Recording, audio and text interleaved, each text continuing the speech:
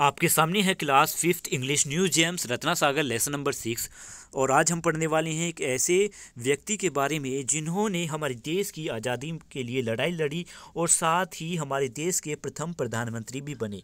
ये हैं जवाहरलाल नेहरू। जवाहरलाल नेहरू, जिन्हें बच्चे प्यार से चाचा नेहरू कहकर भी पुकारते थे, ये हमारे देश के प्रथम प्रधानमंत्री बने और हमारे देश की आज़ादी के लिए इन्होंने लड़ाई लड़ी। और अपने इस संघर्ष में ये करीबन 9 बार जेल भी जा चुके। एक प्रधानमंत्री के तौर पर हमारे भारत को एक ताकतवर बनाने के लिए और उसे एक शांतिपूर्ण देश बनाने के लिए उन्होंने मदद की। जवाहरलाल नेहरू चिल्ड्रंस को बच्चों को बहुत पसंद किया करते थे, इसलिए इनका जन्म 14 नवंबर को चिल्ड्रंस डे के रूप में भारत में मनाया जाता है। तो चैप्टर को शुरू करते हैं, जिसमें लिखा हुआ है कि जवाहरलाल नेहरू का जन्म 14 नवंबर 1889 को इलाहाबाद में हुआ। उस समय ब्रिटिश का इंडिया पर राज था, यानी अंग्रेजों का राज था। उनकी मदर का नाम था स्वरूप रानी तुसु और उनके फादर का नाम मोतीलाल नेहरू। इनके फादर यानी इनके पिता मोतीलाल नेहरू बड़े ही सक्सेसफुल लॉयर थे, यानी एक वकील थे, और उन्होंने भी भारत के संविधान के में एक भागीदारी दी। जवाहरलाल नेहरू के करीबन 16 साल तक, यानी अपने जीवन के शुरू के 16 साल जवाहरलाल नेहरू ने घर पर ही पढ़ाई की। उन्हें एक ट्यूटर और एक इंग्लिश गवर्नेंस के द्वारा पढ़ाया जाता था, जो साथ में इनकी देखभाल भी किया करते थे। बाद में इन्हें इंग्लैंड में पढ़ने के लिए harrow school and Trinity college Cambridge पर भेज दिया गया। फिर वहाँ के बाद जवाहरलाल नेहरू लॉ की पढ़ाई करने के लिए लंदन चले गए और 1912 में ये वापस अपने भारत लौटे और फिर बाद में भारत के संविधान के संघर्ष में जुट गए। 1916 में इन्होंने कमला कौल से शादी भी की और 1 साल बाद इनके घर पर इनकी बेटी इंदिरा का जन्म हुआ। और इंदिरा गांधी जी भी, जो इंदिरा गांधी के नाम से हम जिन्हें जानते हैं, वे भी अपने पिता जवाहरलाल नेहरू के नक्शे कदम पर चलती थी और फिर बाद में वो भी भारत की एक प्रधानमंत्री बनी। हालांकि जवाहरलाल नेहरू हमेशा पॉलिटिकल गतिविधियों से जुटे रहते थे, लेकिन वो हृदय से इस संघर्ष में, भारत के संघर्ष में तब जुटे जब जलियांवाला बाग हत्याकांड हुआ। जलियांवाला बाग हत्याकांड क्या है? उस समय अंग्रेजों के खिलाफ बहुत से भारतीय लोगों ने एक विरोध किया था। ये विरोध हुआ था 13 अप्रैल 1919 को। इसमें बहुत सारे लोग बड़े ही शांतिपूर्ण तरीके से विरोध कर रहे थे और विरोध करने के लिए वो एक जलियांवाला बाग में इकट्ठे हुए, जहाँ पर उस समय वहाँ के कमांडर थे ब्रिगेडियर जनरल डायर।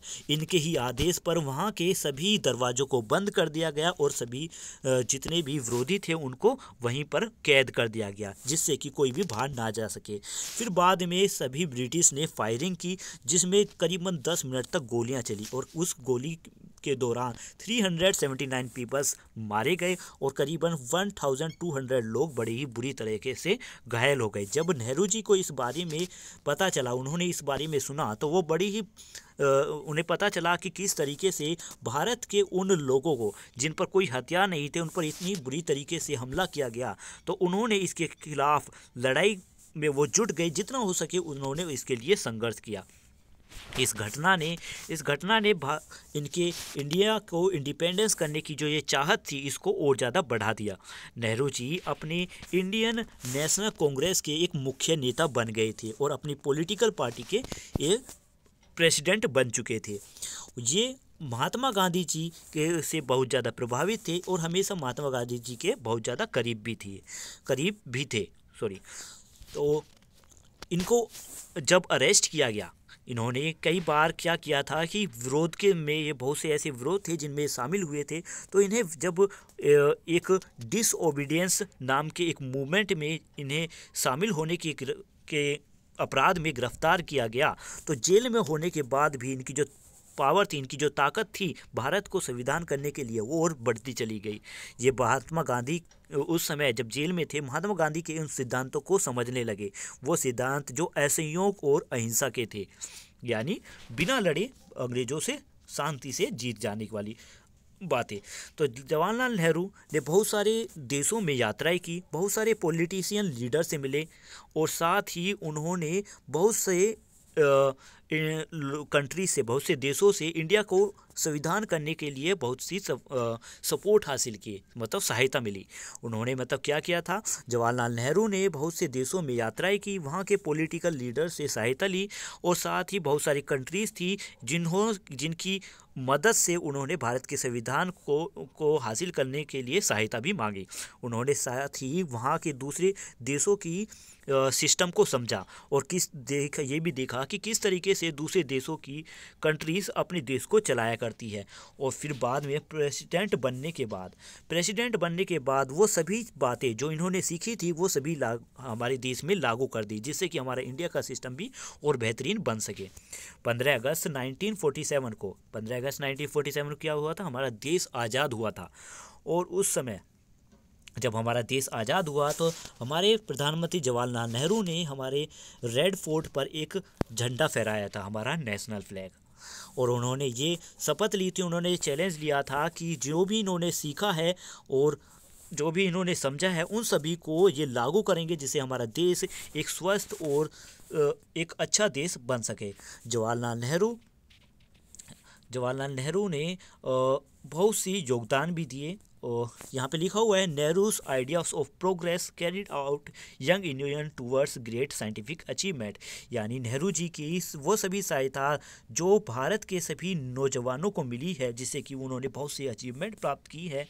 और साथ ही उन्होंने बहुत से हेल्प भी की है, जैसे लोगों की बहुत से सोशल वर्क भी किए हुए हैं, ठीक है, जैसे कि वुमेंस की मदद, फार्मर्स की मदद, लेबरर्स की मदद, गरीबों की मदद, इस तरीके से उन्होंने बहुत सी सुविधाएं भी चलाई हैं। और साथ ही इन्होंने अंडर हिज गवर्नेंस, यानी इनकी देख रेख में बहुत से इंस्टीट्यूट हमारी कंट्री में सेटअप किए गए, जैसे इंस्टीट्यूट है Indian institute of technology, all Indian institute of medical science यानी एम्स, और इंडियन फर्स्ट स्पेस प्रोग्राम भी इन्हीं की देखरेख में शुरू हुआ।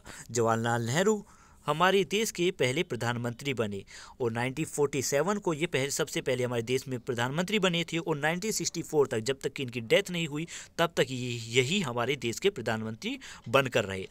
और इस समय में भी नेहरू जी ने 1947 से 1964 तक ही हमारे देश के प्रधानमंत्री बने थे। तो इस समय में भी भारत के उस सांस्कृतिक इतिहास को, हमारी जो संस्कृति है उसको नेहरू जी ने बरकरार रखा और हमारे देश को एक डेवलप कंट्री बनाने में मदद की।